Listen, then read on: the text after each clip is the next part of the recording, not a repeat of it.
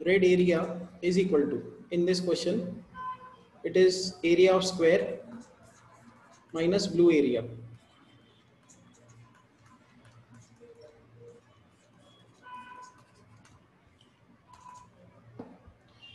तो ये 0 0 cancel out, यहाँ पे 1/4 आ जाएगा, ये 4 इसके साथ कैंसिल आउट होगा, you get 12 square minus pi into 6 square which is 12 को लिखो 6 इंटू 2 उसका स्क्वायर है, अभी दोनों में ही 6 स्क्वायर आप कॉमन निकालो तो यहाँ पे आएगा 2 square minus pi, so the answer is 6 square into 4 minus pi.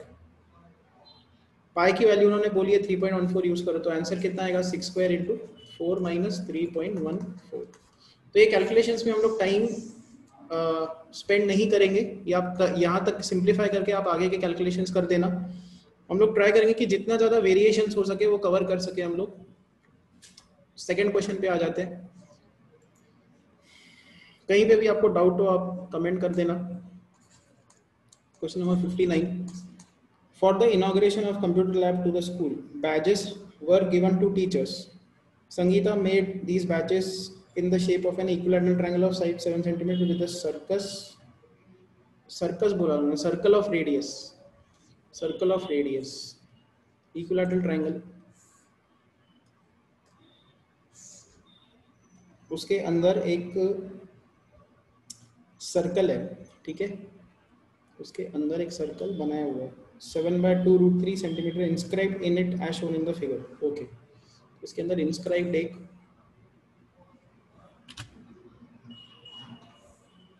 Circle है लाइक दिस। फिर क्या दिया है, इसका रेडियस दिया हुआ है। ओके,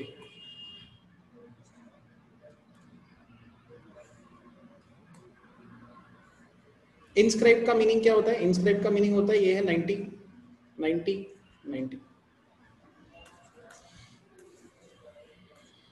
दिस इज 7/2√3, इसका साइड है 7 सेंटीमीटर।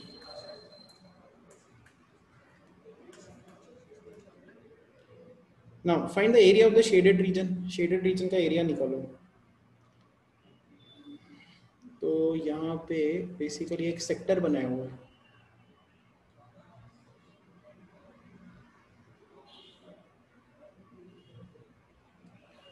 सो इसका एरिया हमको निकालना है ये।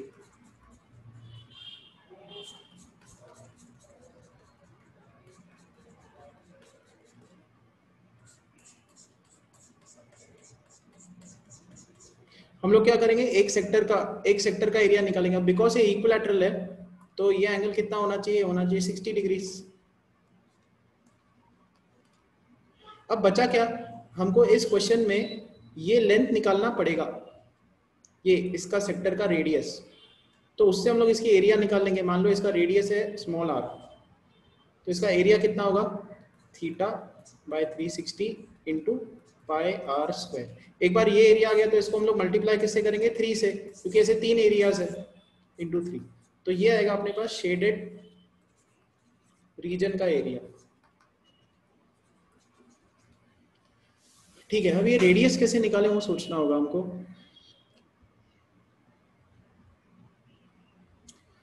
ओके, इसका एक तरीका है, ये देखो, इसका एक तरीका है, तो हम लोग इसको ज्वाइन कर देंगे यहाँ पे,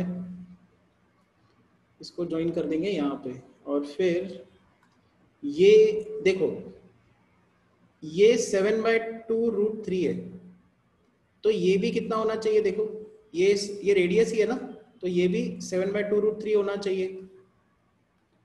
कौन सा लेंथ मैं बोल रहा हूँ, देखो ये वाला length, this length, this particular length, ये वाला जो लेंथ है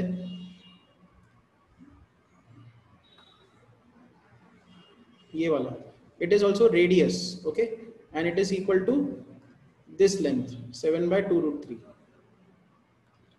सो यहाँ पे आ गया 7/2√3।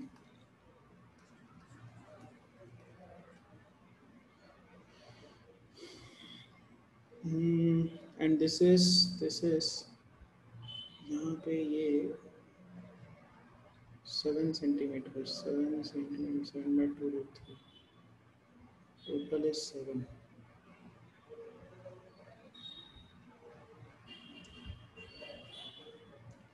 यहाँ पे 7 इक्विलैटरल है तो ये कितना होगा 7/2.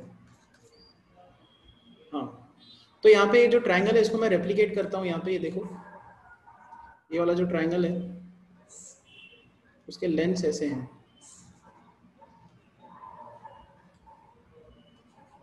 Now this is 7/2√3. यहाँ पे देखो 7/2√3 प्लस रेडियस. ये रेडियस है सेक्टर का r, और ये जो बेस है, बेस का लेंथ है 7/2. तो ये आपको ट्रायंगल क्लियर हुआ कैसे निकाला गया है. यहाँ पे ये जो ट्रायंगल है, यहाँ तक चीजें क्लियर हैं. कहीं पे भी डाउट हो तो बताओ. I will try to explain it again.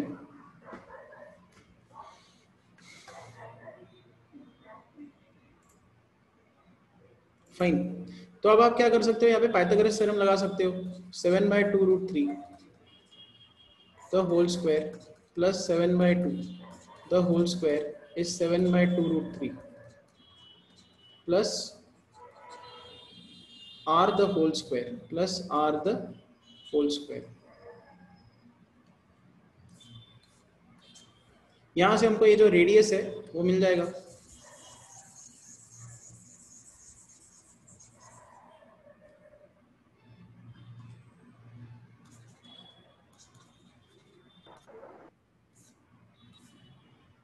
हमको ये r निकालना है और इधर सब्स्टिट्यूट करना है. हमको शेडेड रीजन का एरिया मिल जाएगा.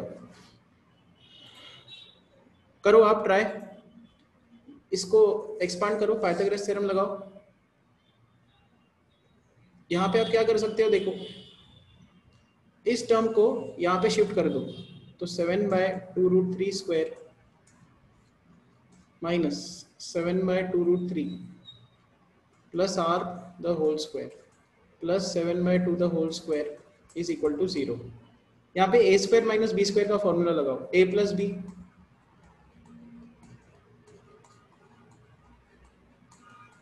a माइनस b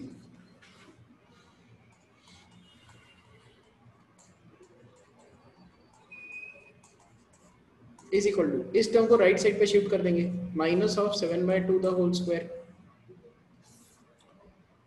तो ये दोनों टर्म सेम टर्म्स है, ऐड हो जाएंगे. तो ये आ जाएगा 14/2√3 प्लस r. ये दोनों कैंसिल आउट होंगे, will get minus r is equal to minus of 7/2 the whole square. ये माइनस साइन और ये माइनस साइन कैंसिल आउट होगा. We have 14/2√3 plus r into r is equal to 7/2 the whole square. 7/2 the whole square. 2 7s are 14.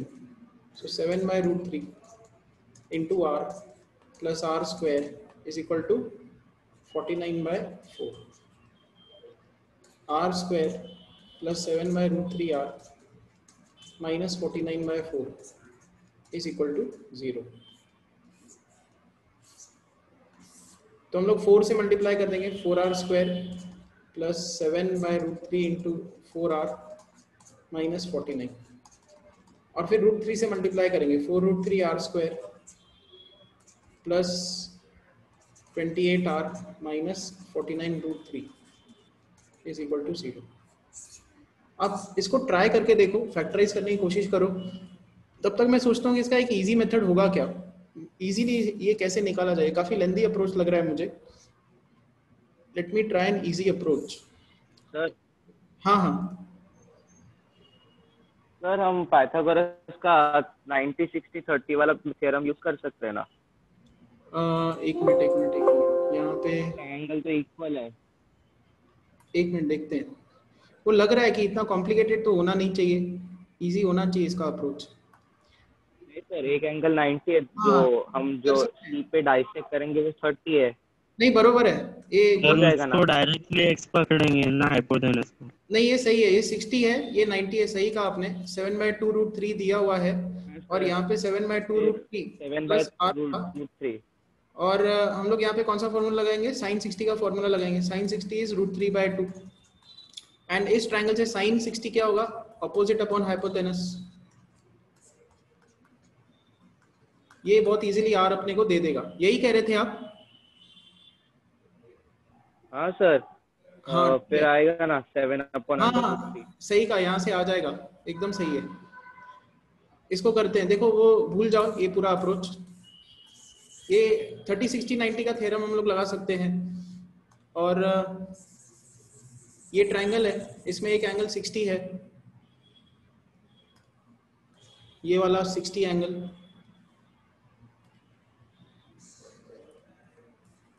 And आप क्या कर सकते हो, यहाँ पे ये लेंथ अपने को पता है, फिर ये वाली हाइपोटेनस हमने निकाली। sin 60 का फॉर्मूला लगाओ, sin is opposite upon hypotenuse. आपने गलत लिया एंगल। अरे हाँ सॉरी, ये 30 है, ये 30 है, एंगल पे बराबर बराबर बराबर, ये 30 है। Yes sir, it is 30. Okay, ये 30 है और ये 60 है। sin 30 का फॉर्मूला लगाना पड़ेगा, sin 30 is opposite upon hypotenuse. आपका ट्रिग्नोमेट्री स्टार्ट हो गया है क्या स्कूल में? नहीं सर। अच्छा, आपने जब किया था क्या, जब हमने क्लास में कराया था? लास्ट ईयर अपन यूज कर रहे थे। चलो ठीक है, ये sin 30 का वैल्यू देखो हाफ होता है, sin 30 का वैल्यू हाफ, और इसको सॉल्व करके अपने को r बहुत इजीली मिल जाएगा। ठीक है, करो आप कैलकुलेट, देखो r कितना आता है। I will also do it over here.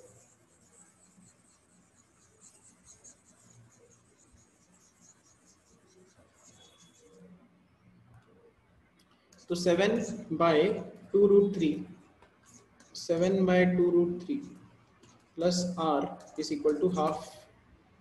यहाँ पे ये 2 कैंसिल आउट होगा, 7/√3 को अंदर शिफ्ट करेंगे तो 7/2 plus √3r is equal to 1 आ जाएगा। क्रॉस मल्टीप्लाई करेंगे, 7 is equal to 7/2 plus √3r, 7 minus 7/2 is equal to √3r, 7/2 is equal to √3r and radius is 7/2√3। ये आंसर आ रहा है इसका। क्लियर हुआ यहाँ तक? सर और डायरेक्टली भी आ सकता है सर। अच्छा, और डायरेक्टली आता है क्या? सर हाइपोटेनस को अगर हम डायरेक्ट x पकड़े हाँ तो हाँ, उसका वैल्यू से कर सकते हैं ना, हाइपोटेनस को x पकड़ा जाए फिर माइनस कर सकते हैं ना डायरेक्ट। समझा नहीं, कहाँ पे कैसे करें इसको? सर मतलब पाइथागोरस से फाइंड करेंगे ना, हाँ हाँ, तो फिर हाइपोटेनस का रूट निकाल सकते हैं ना x डाल के उसको। बिना, अच्छा बहुत कम कैलकुलेशन से, और कम कैलकुलेशन से लाया जा सकता है क्या? हाँ सर। अच्छा, ये x लिया, ये ट्रायंगल में ही अपने को हाइपोटेनस x लेना पड़ेगा ना, ऐसे बोल रहे हो? हाँ सर हाँ। ओके, तो यहाँ पे 7/2√3 है अपोजिट, और ये 7/2 है, तो फिर आप बोल रहे हो कि x निकालो ना इसका। हाँ सर बराबर। ओके, और यहाँ पे 7/2√3 दिया हुआ है, x निकालोगे तो फिर आपके पास ये टोटल लेंथ आ गया, 7/2√3 है, तो आपके पास ये रेडियस आ जाएगा। 7/√3 डायरेक्ट आ रहा है ना sir. Okay sir okay, x 7/√3 direct आ जाएगा, और फिर हमें पता है x इज इक्वल टू उसका रेडियस प्लस हमें जो रेडियस है उसका। हाँ हाँ हाँ, कैंसिल आउट कर देंगे। ठीक है, सही है, एकदम सही है, चलेगा। यहाँ तक हुआ क्लियर? बाकी सब बच्चे ठीक है? चलो, तो अपना r का जो वैल्यू है वो पुट कर देते हैं। यहाँ पे ये 0 0 कैंसिल आउट, 6 6 36, तो यहाँ पे आएगा 1/6 पाई r स्क्वायर। r की वैल्यू हमने निकाली 7/2√3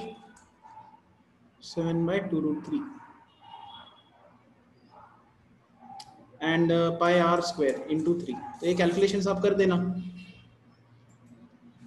next sum, area of sector of central angle 200 of a circle is 770 centimeters. Find length of the corresponding arc of this sector. बहुत ही कॉमन क्वेश्चंस होते हैं ये सी सेक्शन में। उन्होंने ये दिया है कि एक सेक्टर है जिसका जो एंगल है that is 200 degrees.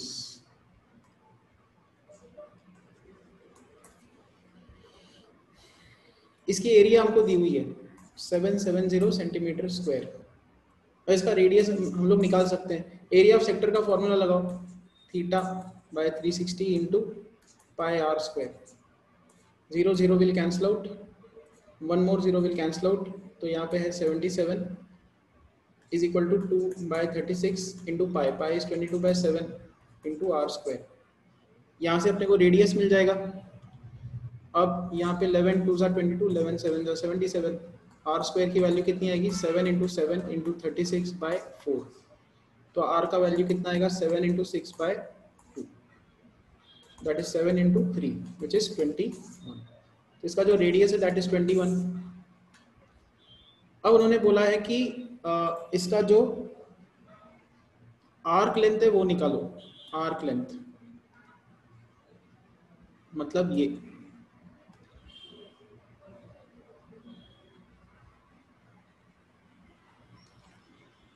Arc length का फॉर्मूला लिखते हैं और फिर इसको कैलकुलेट करते हैं। Arc length is given by theta by 360 into 2 pi r. Theta कितना है 200 by 360 into 2 pi r, r is 21। ये कैंसिल आउट हुआ, so this is 4 into 10 by 36, pi is 22/7 into 21, 7 3s are 21 और बचे हुए नंबर्स आप कैलकुलेट आराम से कर सकते हो। 4 9s are 36, 3 3s are 9, so it is 10 into 22/3, 220/3। Next, question number 61. The minute hand of a clock is 20 centimeter long. So there is a clock, minute hand is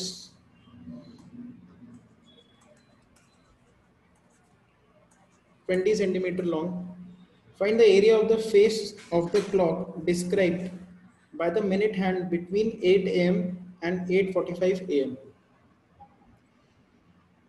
minute hand, okay okay. तो इन्होंने क्या बोला है यहाँ पे, ऐसा कुछ scenario है 8 बजे, ओके 8 बजे मिनट हैंड जो है उसका स्टेट कैसा होगा।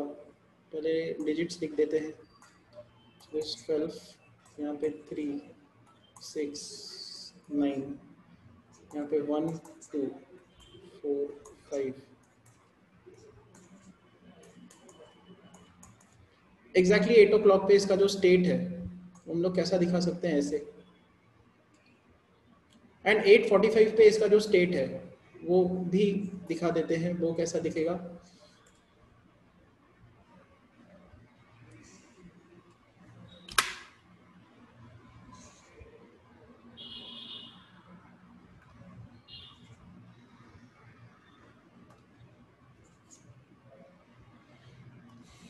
एट 45 पे क्या होगा, आर हैंड थोड़ा सा आगे निकल चुका होगा। सो रेड कलर का जो स्टेट है, रेड कलर के जो हैंड्स है they represent 8:45 and black colour जो में दिखाया हुआ है वो है 8 o'clock। अब आपको ये बताना है कि मिनट हैंड के थ्रू डिस्क्राइब ये जो एरिया है बिटवीन 8 एंड 8:45, मतलब वो लोग ये पूछ रहे हैं ये जो क्लॉक का फेस है, area described by minute hand from 8 to 8:45 AM is, ये एरिया कितनी है ये पूछिए। तो आप लोग मुझे ये बताओ ये एंगल कितना होगा, ये पूरा का पूरा एंगल 270, इट इज 270 बिकॉज ये 90 है ना, 360 में से 90 हटा दो, 270। So area is 270 by 360 into pi r square and radius अपने को 20 दिया है, 20 स्क्वायर। तो ये आराम से कैलकुलेट कर सकते हो। ये लेक्चर यहीं पे स्टॉप कर देते हैं। ये कैलकुलेट, चलो कैलकुलेट कर ही देते हैं इसको। ये पाई पाई कैंसिल आउट, ये आएगा पाई इंटू 4 इंटू 100